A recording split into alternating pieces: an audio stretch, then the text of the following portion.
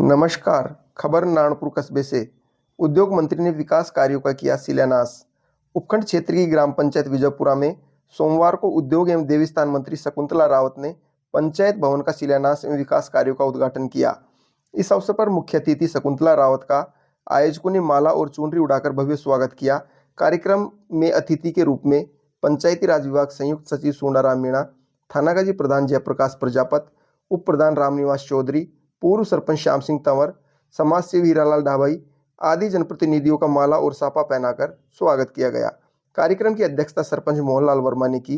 कार्यक्रम के दौरान अनेक वक्ताओं ने कैबिनेट मंत्री द्वारा क्षेत्र में किए गए विकास कार्य एवं सरकार की योजनाओं के बारे में लोगों को बताया।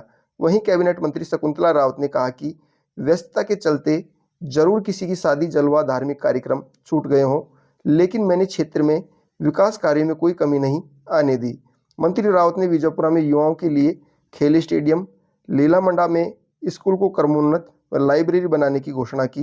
इधर ग्राम पंचायत मुंडावरा, खरकड़ी कला आदि में भी कैबिनेट मंत्री शकुंतला रावत ने विकास कार्यों का शिलान्यास व उद्घाटन किया।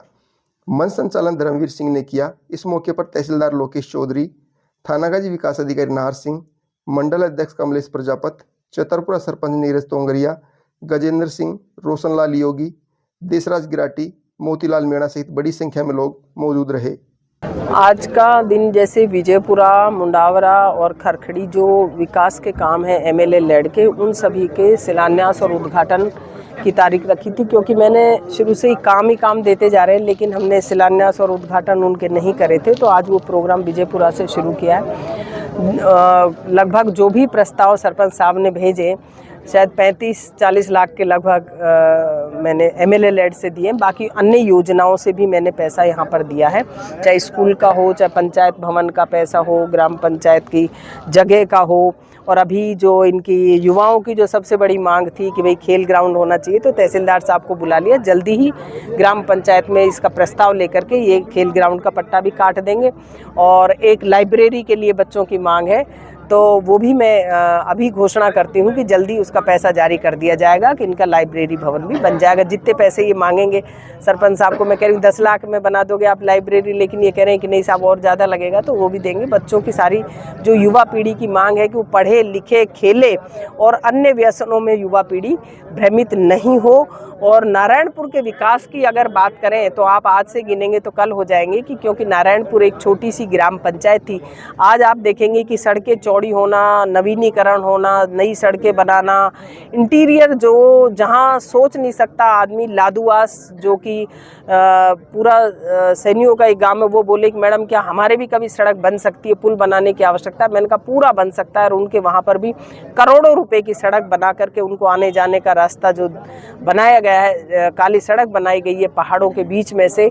तो जो आदिवासी की तरह रह रहे, चाहे भडाना की बाल हो, इधर ये सारे रोडों का जो काम किया है, विकास का काम, अपने यहाँ उप तहसील बनाना, तहसील बनाना, उपखंड बनाना, एसडीएम ऑफिस खोलना और पंचायत समिति बनाना, बालिका कॉलेज, अंबेडकर छात्रावास, तो ये सारे जो विकास के काम किए, इतने दिनों से लंबी मांग चली आ रही थी।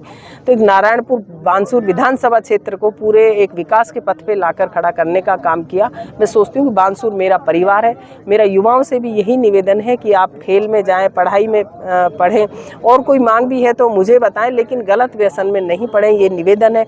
आपराधिक प्रवृत्ति जो एक मोबाइलों को देख करके पूरे देश में आज इतनी बढ़ रही है, पूरे अगर अखबार खोलेंगे आप, न्यूज़ चैनल खोलेंगे, तो इस तरीके की घटना आए दिन बढ़ रही हैं। तो मेरा यही निवेदन है कि अगर आपको कोई किसी भी तरीके की समस्या है तो आप आकर के हमसे संपर्क करें।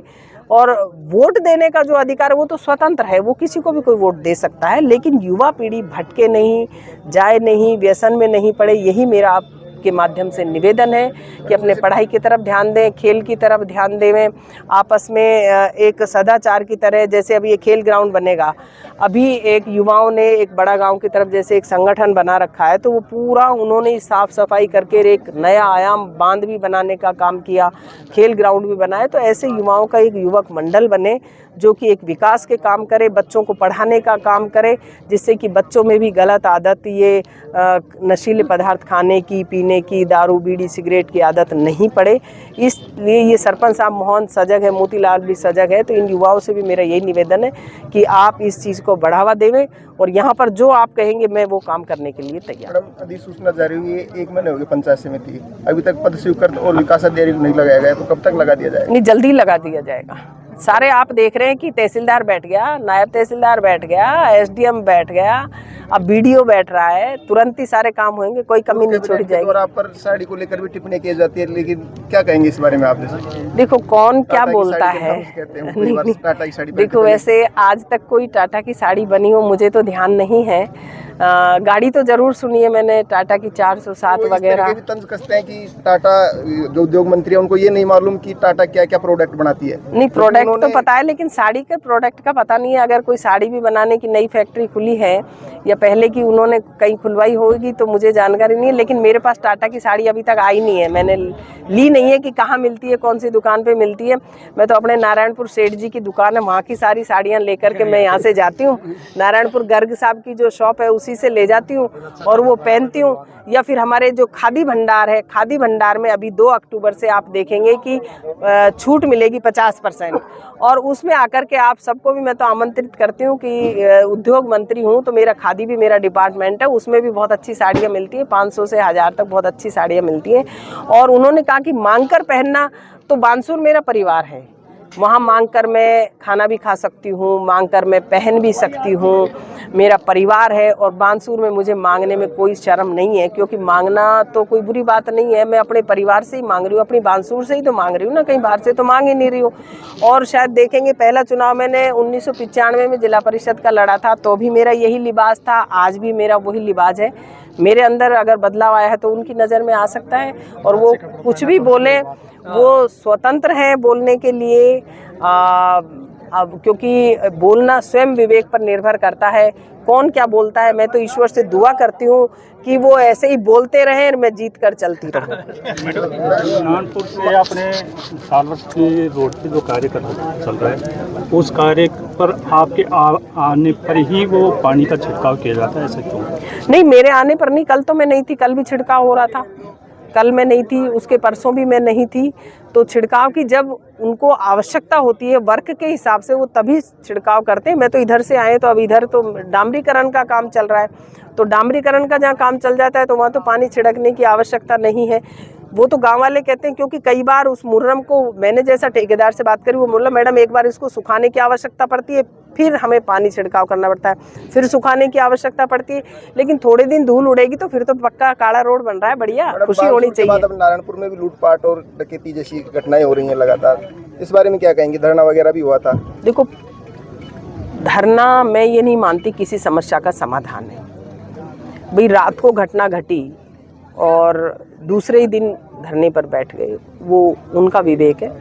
लेकिन पुलिस ने बानसूर में जो भी घटना घटी, चाहे नारायणपुर में घटी, उन सारे अपराधियों को पकड़ लिया, पुलिस प्रशासन ने पकड़ लिया सभी को। एक भी कोई ऐसा नहीं है कि जिसमें मुजरिमों को नहीं पकड़ा गया हो, सारे मुजरिम पकड़े गए हैं, पुलिस ने पकड़ा है।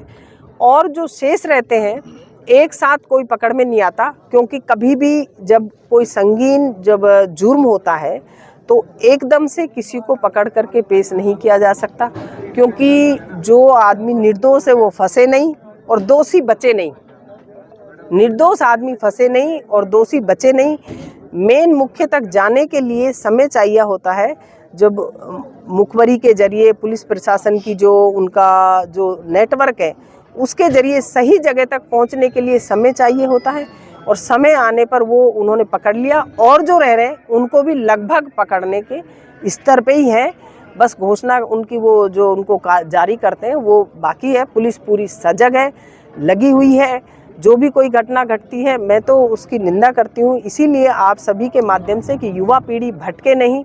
ये जैसे ही इलेक्शन का जब मूड होता है तो ये घटना इस तरीके की जारी हो जाती है, लेकिन मैं इस तरीके का मैं मानती हूँ कि मैं तो करवाती नहीं। दुखद घटना है, दुख होता है मुझे तो।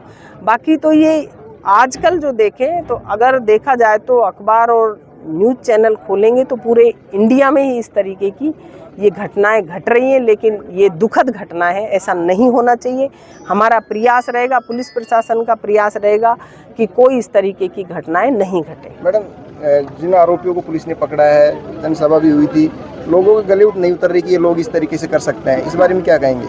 अब ये तो पुलिस ही बताएगी, गले उतरना नहीं उतरना कोई बात नहीं होती कि ये लोग नहीं कर सकते। करने वाला तो जब माँ को बेटा मार दे, पत्नी पति को, पति पत्नी को, तो आजकल क्या है क्या नहीं है, ये नेट मोबाइल के जरिए किस तरीके से एक अपराध बढ़ रहे हैं जो इस प्रवृत्ति के, तो इस तरीके तो कोई अपन नहीं निर्धारित कर सकते कि कौन कर सकता है कौन नहीं कर सकता, किसके भोले चेहरे के पीछे क्या छुपा हुआ है आपराधिक प्रवृत्ति, ये तो अपन नहीं, ये तो पुलिस निर्धारित करेगी।